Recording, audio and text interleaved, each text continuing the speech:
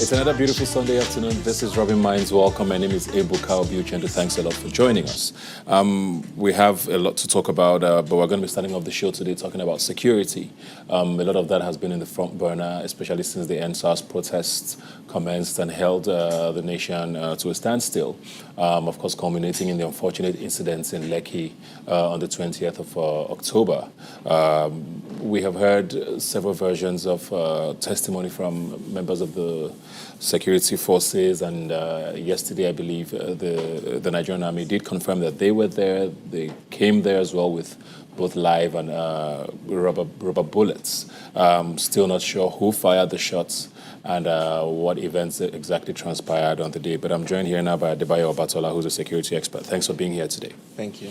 So there's a lot of skepticism from Nigerians, especially since the protest happened both with the police, with the Nigerian army, and a lot of the changing narratives that we've seen from members of the Nigerian army seems to get people even a little more cautious. Do you agree that those fears are valid from Nigerians? Yes, they are very valid. I mean, if you are living in a country where things are done and then nobody takes actual responsibility for these things, then, I mean, it's a serious cause for worry. Yeah. You know, and considering how the protests went, for me, I think my own personal opinion, I mean, we should have capped it at 4 days. I mean, anything that goes more than 4 or 5 days in Nigeria, we all know how it's, ends, security-wise. And there was just a whole lot of fears, at that time, from different people. Yeah. So capped it, are you talking about government should have met the demands and found a way to resolve this, or people should have just left the streets? Because when something is that organic, which was what it looked like, yes, how do you put a stop to it from the side of the protesters? So are you saying maybe government should have be more proactive? Yeah, I think government could have been more proactive, and I think they made some mistakes. Like, for example, when you say end SARS, at least that was met, but the immediate activation of SWAT, I think that already angered people again on the third day. Another issue again is while the protest was going on, I think in some states there were some still issues of brutalization, which is the same thing that they were protesting for. So that's also followed. And then I think the third was, you see, the people that were leading the protest, even though there's no known leader, like they say, are kind of people I would call the okay people in Nigeria. You cannot really control the people who are very poor, the people who do not have a source of livelihood, the people who are just going through a whole lot. So I think at the end of the day, the number of people who are going through a whole lot outnumbered the people who had legitimate reasons for protesting. Yeah, and then things snowballed from there. But let's cross over now to, we have another guest joining us, Colonel Yomi Dare, I believe from our Abuja studios. If you can hear me, sir, how are you doing? Great, Ebuka. Thank you very much, and it's a very good afternoon to you. Thank you very much for joining us. I want to go straight into it and still talking about, the Nigerian army, because talking about trust and just how a lot of Nigerians have become very skeptical, especially with the changing narrative that we seem to have heard from the Nigerian army. It started off, of course, with the complete denial of even being there on the 20th of October and up until yesterday now when we've heard the testimony from the spokesperson saying that they were there, they also had live bullets and rubber bullets, but that they did not fire any shots at the protesters. Considering how the stories continue to change, where does this leave you and other Nigerians, you believe, with regards to trust with our security operatives? Thank you very much, Ebuka. One thing I'd like to say here is that it is a common knowledge as we speak that this matter is before a judicial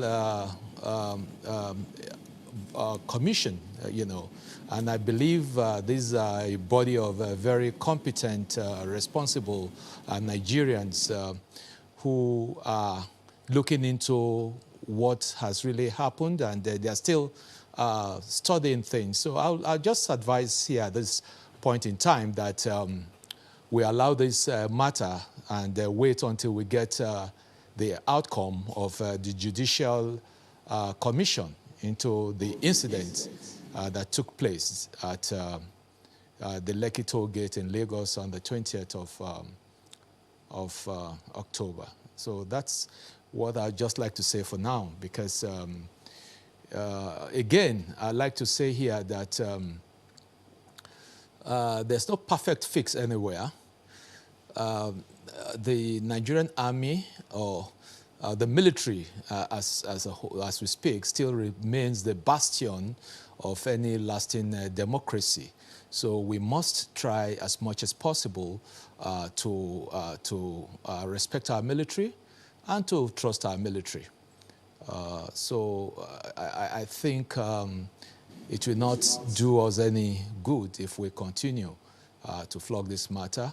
I believe that we should be patient and wait for the outcome of the Judicial Commission that is already investigating this matter. So that's all that I would like to say. But other than that, I am really prepared to go into other security discuss this afternoon. Thank you. Well, thank you very much for that. I don't think it can be overflowed because, I mean, people allegedly were killed on the day. So it's only fair that Nigerians are concerned and continue to try to understand what exactly happened on the day. But let's move on to still talking about things around the NSAS protest. I don't know what happened in Abuja, but with Lagos, there was a noticeable disappearance, of security operatives days after the protest occurred. There was looting and there was all of that. And even up until today, most areas will tell you that police stations are completely deserted. And there just seems to be a feeling that things are not back to normal yet. Knowing that these are usually very tense times across the country, the Ember months, Christmas is around the corner. How do you see things shaping up this year as the year winds down? Yes, I think that should be the concern of all. Other than the unfortunate event that took place with the NSAS saga, usually at this point in time, at this period of the year, there's usually security concern. Because for obvious reasons, you have, the people who traditionally would like to travel to their various, local communities to spend the Christmas, the Yuletide period with their families, in their towns, communities, and villages. And then, of course, you also find those who would want to also go out of their way to want to display that they've also made some things for themselves, as maybe from the cities. Now, as we speak, it's a common knowledge that there has been a lot of things happening. And of course, it's more worrisome because with the experience of the protests and the mayhem that was unleashed, because even the policemen were not left out of this. A lot of them, casualties were recorded. A lot of police stations were burnt down. A lot of facilities, structures, were destroyed. Then, of course, we are also aware that in a place like Edo State, prisons were attacked and, prisoners were let loose, and a lot of them are outside there. So almost every day, almost every, hour, you find one heinous crime or the other. So it's really worrisome. It's very worrisome. What I'd just like to say is that we have a lot of work at hand, and we cannot shy away from this. It's high time that, especially the various state governors, they have to take charge with their security committees and teams, down to the local government level, and deploy resources, both human and material resources, such that people will enjoy some kind of safety and feel comfortable, during this period. But at the same time, honestly, we cannot all sleep with two eyes, because security is everybody's business, should be everybody's business, and must be everybody's business. All right. I'll come back to you now, Colonel Yemidari. Let me, Adedayo, I hear what he's saying, but the governors state governors continue to give the excuse that, security is under the exclusive list, is the responsibility of the federal government. How do we start to, have these conversations? We're seeing constant stories about things happening on the Kaduna-Abuja Expressway. Lagos, like we said, has been pretty much, unsafe for a number of days now. The Northeast is still having its issues. The Middle Belt is still going through all of this. December is fast approaching. Even people going from Lagos to the east are complaining about, robberies and all of that. So there's a little too much happening, and people don't seem to know where to find the answers right now. Yeah, I think it's time for us to start looking at the community or state policing. But in looking at the community or state policing, for me, there are certain things that we need to put in place. If not, it will just end up like the state's INEC or the state's electoral stuff. The governors or within the Southwest region or any of the regions needs to start discussing their security and how to manage themselves. The truth about it is, the police at the federal level is very hard to manage. I mean, sometimes you drive, and then most of the times, again, people in a lot of young people actually are not very well traveled. So most times they can't really discuss, some of these things. For example, if you're driving from Sokoto to, say, from Zamfara to Sokoto, I mean, you have just massive land on a single road, one-lane road, no police. Maybe you just find immigration checkpoints, checking people coming from outside the country on the road. Finish. That's all. So most times there's no police presence. If you drive from Lagos to, say, Benin, there's close to 25 checkpoints of different security agencies. But if you drive from Abuja to Goso, for example, Zamfara, you find maybe just Abuja-Kaduna Expressway where you find SAS, and after then, that's it. Not really security present. So it's almost like they put more pressure on one side, and then there's no pressure on the other side. Why do you think that is? Well, I really don't know. Maybe there's so much. It's something that I've really thought about. Maybe there's so much travel that goes on this side, on this other side, or maybe they just don't want to stress the people on the other side. But I mean, there's a conversation about the fact that there's a lot of money to be made here from checkpoints. From this side, because there's a lot more activity. But that's conversation for another story. And of course, you've mentioned the state police there. People have always said the National Assembly we have today is almost not willing to have that conversation, also because of the skepticism of how state governors would handle things. But there's also not an intentional, uptick in the number of policemen. We have very weird ratios. I think it's one policeman to almost 4,000 or 400, 400 Nigerians, I think so, yeah. Which almost seems impractical. How do we, if we're not going to start talking about state police, why are we not doing enough with our federal police? So I think police, they need to recruit more people. And then most importantly, I don't know why they're not looking at that direction. There's what they call spy police. So a lot of people go through this course. People like you and I, go through the course and actually graduate and pass with different ranks. While they will not come up with something to say, okay, if you're willing to be absorbed into the Nigerian police now as a normal, regular staff, you can come. I mean, there's a lot of people. So you find these people, they are actually police officers banded by the same law, but they are drivers, they are bodyguards, they are private security as against joining the security. Yeah. Then you find one honorable with 50 policemen. He has maybe 10 in his house, 10 in his constituency office, 10 in Abuja. Why? 50 policemen, one. I mean, I just got back from Kenya, and part of the discussions there is, having to see people then withdraw police from a lot of their government officials. When you have 15,000 policemen escorting money just on a daily basis. So they are doing all of those changes, and I think it's time for us to start doing the same thing here. Yeah. And just be more deliberate. Colonel Yemidari, let me come back to you. I mean, every time we have a security conversation, state police continues to come up. Everybody seems to think that's the way forward. But from the government side of things, we don't see just any sort of eagerness, to have that conversation. Why, and is that really the answer? Thank you very much, Ebuka. Well, you can see me smiling because community policing, state policing, I think that's just the way to go.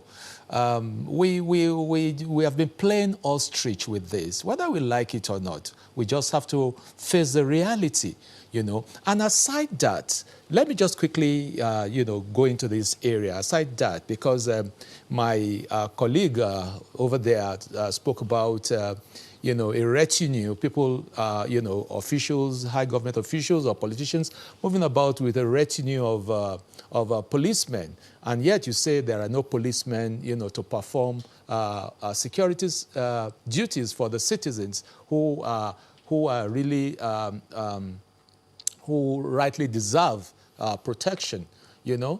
I think that the Inspector General of Police should put his feet on the ground and do this once and for all. Because we have private security outfits who can provide good security for people, you know, because these policemen that are attached to all these government officials, you know, or politicians, these people are paid by the state.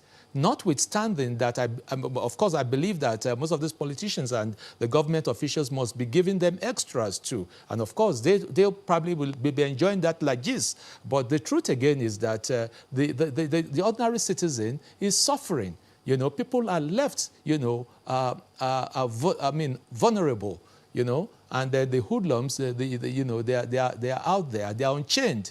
So there's need, first and foremost, to withdraw these security men and let them go back to their legitimate duties, you know. And aside that, of course, there's need for more for recruitment of more policemen. But the truth again is that you cannot, you know, really get enough of policemen. Hence, we need to deploy technology. And what am I talking about? For example, my colleague there made mention of the notorious Kaduna-Abuja highway. So what do we need there? Why can't we deploy drones there? For crying out loud. We can afford it. We can deploy drone there on surveillance. Or worst case, we can have helicopters, you know, keeping surveillance on this route. And if worst case scenario, because there are so many villages, for example, the Kaduna-Abuja highway, you have so many villages there. If it means, you know, I mean, kind of finding a final solution that is relocating them away from that highway, such that the crime wave there is reduced. And the same thing goes for the Abuja-Lokoja road, because these are very, very notorious black spots, you know. So the same thing goes in there.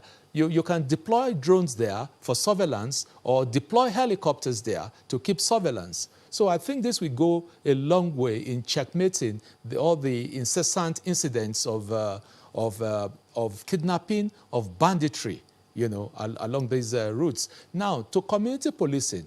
Community policing, especially at this point in time, it is very, very, very germane, you know. Because, say, for example, in a community, nobody comes in there without the people knowing. They will definitely know that there's a stranger there. And if it's a stranger that is not holy, they will report such presence to the chairman of the security committee within the locality. So I think the issue of community policing is very, very important now more than ever before, okay? And of course, state policing too. So like he said there, I do agree. There's need for us to decentralize the police force. There's need to decentralize the police force. And I'm not stopping at decentralizing the police force. There's also the need, you know, for like a recycling, you know, a recycling, because things have really gone bad. To the average man, he believes that, oh, every policeman, before you even ask him for a bribe, by the body language, he's expecting you to give him something, you know? And then how far can you go with that? Thank you very much, Colonel Yomidare. I mean, these conversations have to keep on going. There's so much we need to talk about, but unfortunately, we've run out of time. Thank you very much for joining us. I guess the general message here is for people to try as much as they can to, like you said, not sleep with both eyes closed, especially in the coming months. And as much as the Nigerian security operatives will hopefully be doing their part, we also need to do our part to stay safe and hopefully see the new year. Thanks for joining us. We'll take a break and be right back. Please don't go away.